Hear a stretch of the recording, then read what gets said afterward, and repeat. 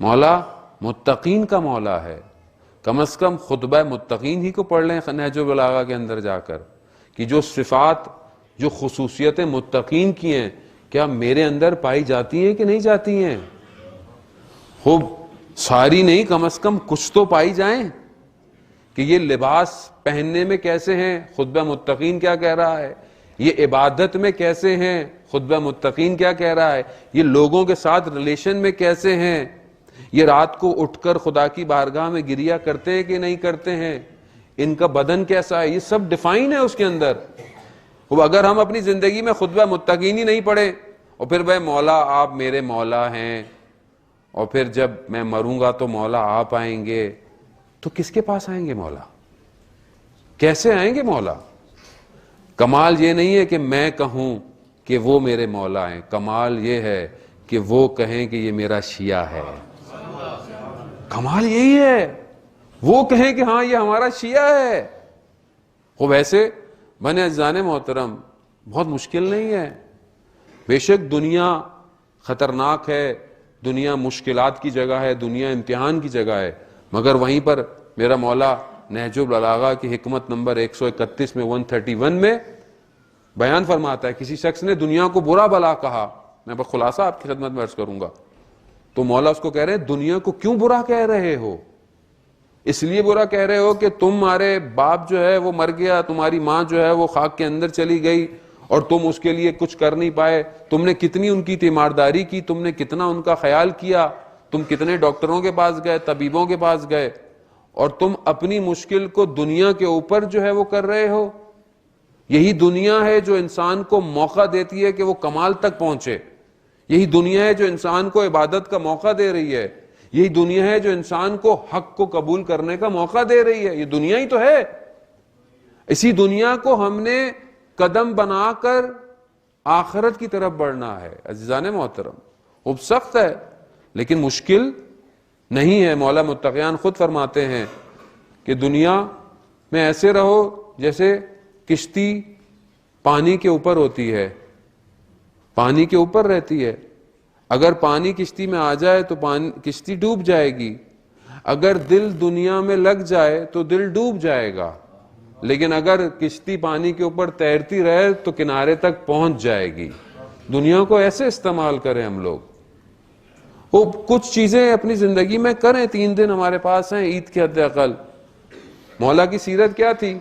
مولا یتیموں کو، چاہے وہ نان مسلم تھے، ان کو بھی کھانا کھلاتے تھے، ان کی بھی ہیلپ کرتے تھے. ہم آپس میں، آپ نے کام قدیر تو سنے ہوں گے، ظاہر ہے کہ افطار کرانا بہت ثواب ہے. ایک شخص کو افطار یا کھانا کھلانا 1,00,000 انبیاء کے برابر ہے. ہم آپس میں تو کھلاتے ہیں، ہم سب کے تو پیٹ بھرے ہوئے، مسئلہ نہیں ہے، لیکن ہم بھوکھوں کو جو ہمارے شہر میں، میں خود دیکھ رہا تھا سڑکوں پہ جو لوگ سوتے ہیں، کم از کم ہم ایک آدھ دن کچھ اچھا کھانا پیک کر کر کم از کم 10 لوگ جو سڑکوں پہ بیٹھے ہوئے ان کو دے دیں.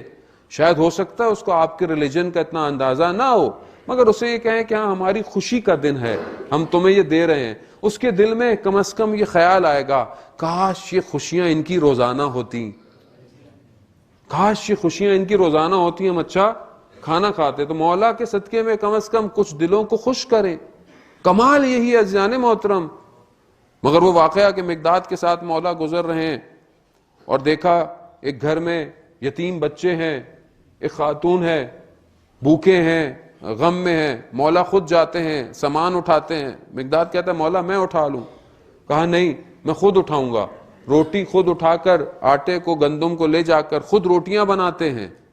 روٹیاں بنا کر ان بچوں کو کھلاتے ہیں، پھر ان بچوں کے ساتھ کھیلتے بھی ہیں. مقداد پوچھتا ہے مولا وہ تو سمجھ میں آیا کہ آپ نے کہا کہ میں خود لے کے جاؤں گا، آپ چاہتے تھے کہ آپ خود عمل کریں، لیکن یہ آپ بچوں کے ساتھ کھیل رہے تھے.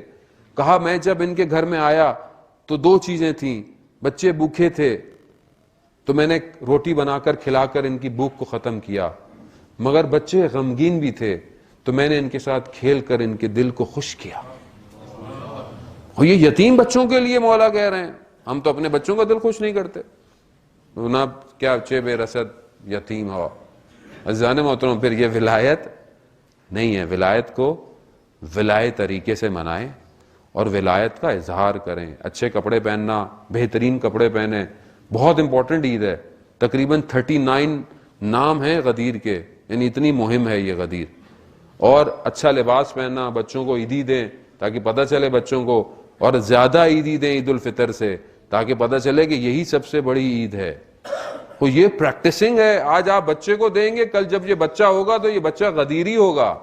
اسے پتہ چلے گا کہ کوئی ایسا دن تھا جہاں ہمیں زیادہ عیدی ملا کرتی تھی. اب یہ چھوٹی پریکٹسز ہیں, ہم اس کو اپنی زندگی میں شامل کریں. عزیزان محترم, میں زیادہ آپ کو سٹریس نہیں دوں گا, لیکن آپ مسکرائیں. خطبہ متقیان میں ایک خصوصیت متقی کی یہ بیان ہوئی ہے کہ جب وہ صبح اٹھتا ہے تو وہ خوشحال ہے, وہ خوش ہے. کیوں خوش ہے؟ کیونکہ وہ متقی ہے, کیونکہ وہ مولا کا ماننے والا ہے. اپنی صبحوں کو خوشحالی سے کریں, اپنی صبحوں کو مولا متقیان کی ولایت کو قبول کر کریں, اور خدا کا شکر کریں. پروردگار قرآن میں بھی کہتا ہے کہ آج کے دن کو میں نے تمہارے لیے دین کو کامل کر دیا. الیوم اکملت لکم دینکم واتممت نعمتی, آج میں نے نعمتوں کو تمام کر دیا ہے.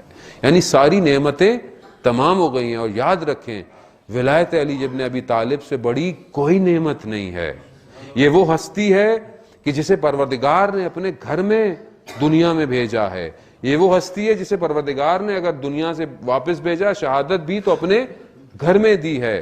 یہ وہ ہستی ہے کہ جہاں معراج پر پروردگار نے رسول خدا کے قلب کو دیکھا کہ تھوڑا سا گھبرایا ہوا ہے, تو اس سے کس لہجے میں بات کی جائے تو اپنائیت کا اظہار لگے. تو کوئی اور لہجہ روئے کائنات میں پروردگار کو نظر نہیں آیا سوائے لہجہ علی ابن ابی طالب کے. خب یہ آسان نہیں ہے, یہ آسان نہیں ہے, کیونکہ اچھا ہم لوگ شیعہ پیدا ہو گئے ہیں اس لیے ہمیں اس کا اتنا اندازہ نہیں ہے. عزیزان محترم, اس ولایت کا اندازہ اسے ہوتا ہے جو کفر میں ہوتا ہے, اور جب وہ ولایت کا اقرار کرتا ہے اس کا وجود تبدیل ہو جاتا ہے اس ولایت کی وجہ سے. وہ یہ مناجات کی لذتیں تبھی آتی ہیں جب انسان اس ولایت کو قبول کرتا ہے. متقیان کی ایک اور صفت, اور میں آپ سے اجازت چاہوں گا کہ ان متقی جب بھی غمگین ہوتے ہیں تو یہ تلاوت قرآن کرتے ہیں. کیوں؟ کیونکہ قرآن جو ہے وہ خود ذکر علی کر رہا ہے. ابن عباس سے معاویہ نے کہا کہ تم کتنی فضیلتیں, بس کر دو فضیلتیں علی ابن ابی طالب کی بیان کرنا. تو ابن عباس نے کیا کہا, کیا میں قرآن کی تلاوت کو چھوڑ دوں؟ یہ قرآن ہے ہی مداح علی علیہ السلام. اسی دعا کے ساتھ